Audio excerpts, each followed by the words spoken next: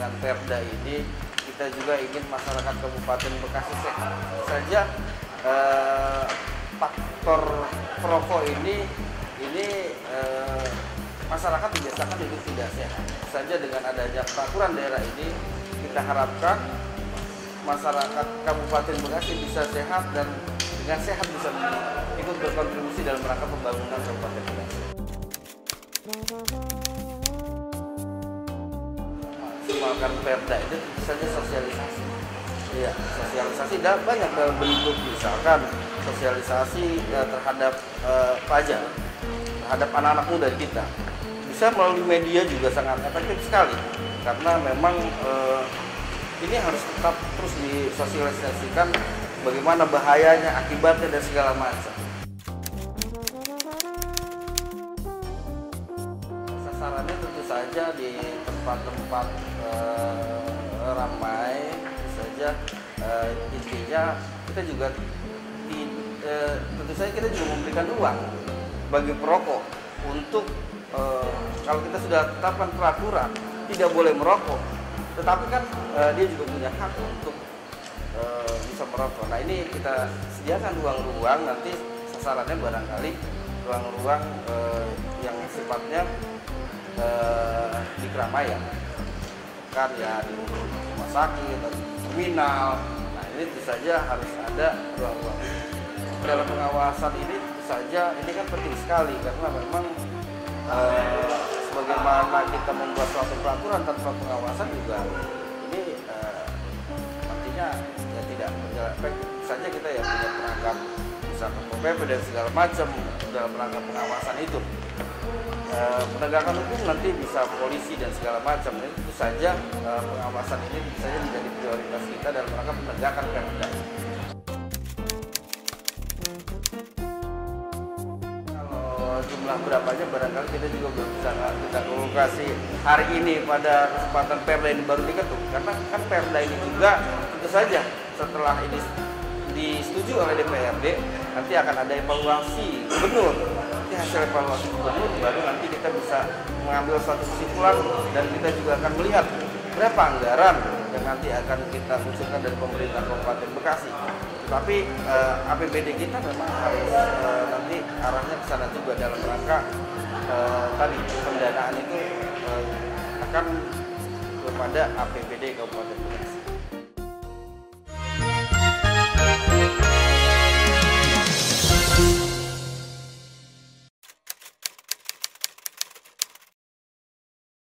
Perda ini merupakan sebuah kewajiban yang harus dilaksanakan oleh pemerintah daerah Kabupaten Bekasi karena kita melihat ya kan instruksi titah dari Undang-Undang Nomor 36 Tahun 2009 tentang kesehatan dan peraturan pemerintah Nomor 109 Tahun 2012 tentang bahaya zat adiktif yang dihasilkan oleh produk dari tembakau, yaitu adalah rokok.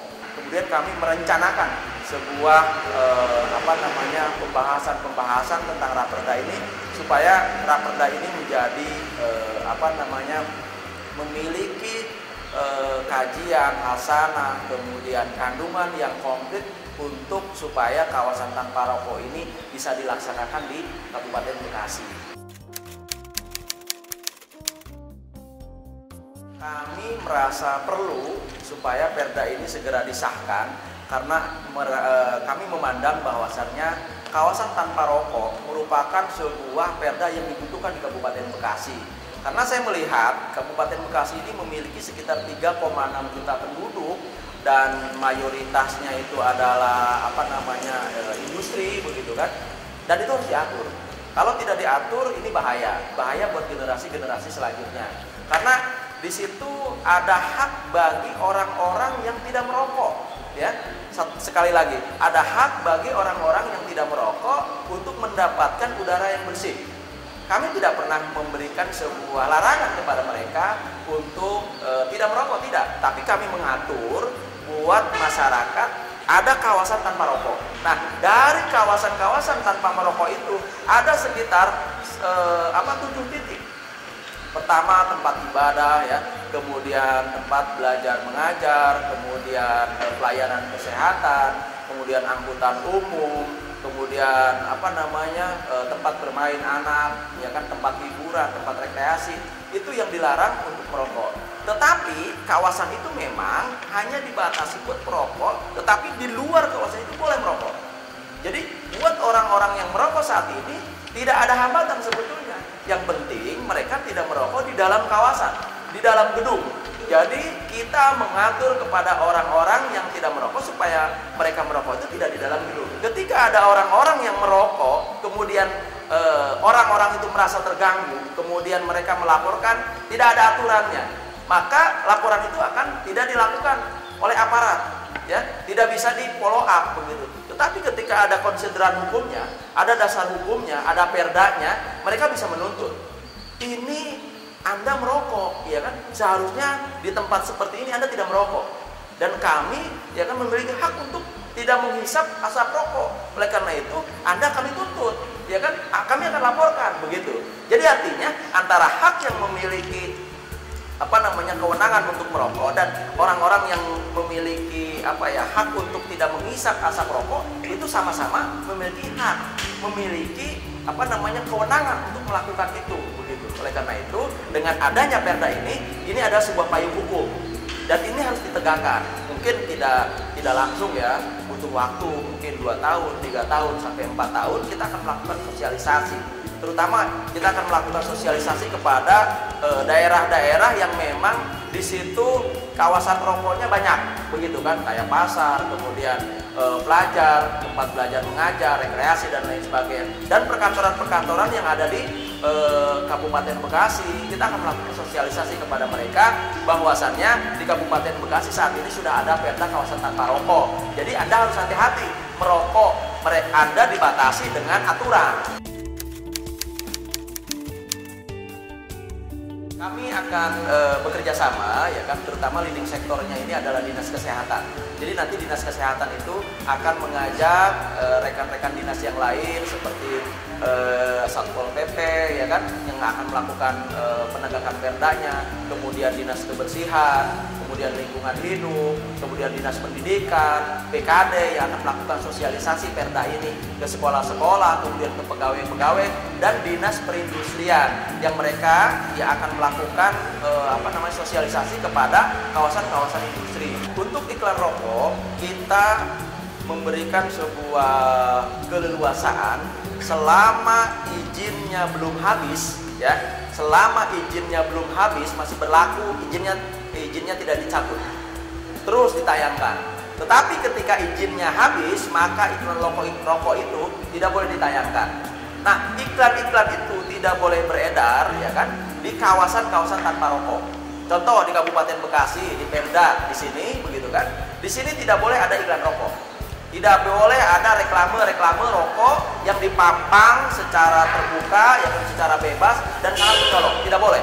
Nah, untuk reklame itu saya pikir saat ini kita melihat memang di beberapa daerah, contoh seperti di Bali, kemudian di Kota Bogor, kemudian di Serang, begitu. Memang saat ini memberikan kontribusi PAD, ya, pendapatan asli daerah buat pemerintah daerah. Tetapi itu juga tidak memberikan sesuatu yang sangat maksimal. Dan ketika iklan-iklan itu nanti di stop, begitu kan, itu pasti akan ada yang menggantikan iklan yang lain. Salah satu kontribusi PAD, kemudian kontribusi pendapatan asli negara itu dari cukai rokok. Nah, cukai rokok itu diberikan oleh pengusaha-pengusaha rokok hasil dari penjualan, kemudian produksi dan lain-lain kepada pemerintah. Itu tidak berbanding lurus dengan pemerintah memberikan sebuah tunjangan, ya, kesehatan kepada masyarakat. Contoh, ya, perbandingannya mungkin seperti ini. Cukai rokok membiayai satu orang yang sakit, tetapi pemerintah mengeluarkan biaya lebih besar untuk dampak yang dihasilkan oleh rokok. Itu tidak seimbang. Oleh karena itu, kami sekali lagi tidak pernah melarang rokok, tetapi kami mengatur kawasan ini supaya ada kawasan tanpa rokok. Kami mengatur orang-orang yang tidak merokok, hanya segelintir saja, hanya daerah-daerah tertentu saja. Yang tadi saya sebutkan itu mungkin ada 7-8 kawasan saja. Tetapi di luar itu lebih luas mereka untuk merokok. Nanti kita juga akan mempersiapkan satuan-satuan tugas di setiap kawasan-kawasan tanpa rokok supaya mereka membuat atau membentuk tim, ya, bentuk tim ini nanti akan dibiayai oleh APBD seperti pengadaan topi, kemudian rompi, baju, kemudian alat kayak reklame seperti ini, begitu kan, supaya mereka masyarakat yang ada di Kabupaten Bekasi paham bahwasannya Perda kawasan tanpa rokok sudah berlaku.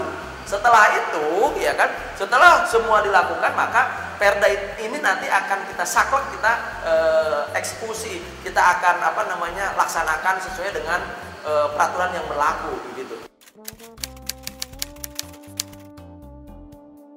Bagi masyarakat yang ketahuan ya oleh aparat, oleh satuan tugas kawasan tanpa rokok, mereka kalau pimpinan kawasan, maka mereka akan kita tegur secara lisan, kemudian secara tertulis, kemudian sanksi administratif seperti pencabutan izin, kemudian sampai denda. Kalau kawasan itu sampai 10 juta, begitu kan.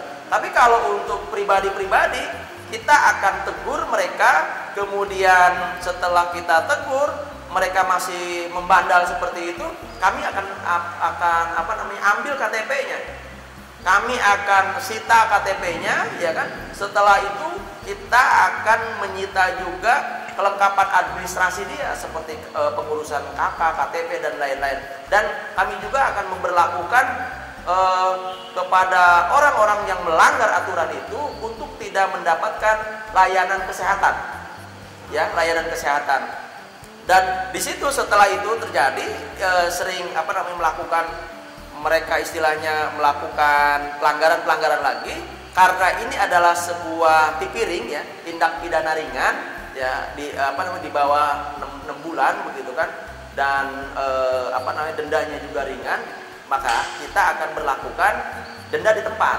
Contoh, begitu kan, ada orang dia merokok di kawasan tanpa rokok, begitu, maka akan kita denda 200.000, begitu kan, 200.000. Nah, dananya kemana? Dari hasil sitaan-sitaan itu, dari hasil denda-denda itu. Nah, berdasarkan dari petunjuk bagian hukum Provinsi Jawa Barat, dananya itu tidak bisa dijadikan APBD, tidak bisa disita masuk ke kas daerah, tidak bisa, tetapi diserahkan ke kas negara, begitu. Jadi tidak di dalam kawasan di Kabupaten Bekasi, tapi kita serahkan kepada negara, kira-kira.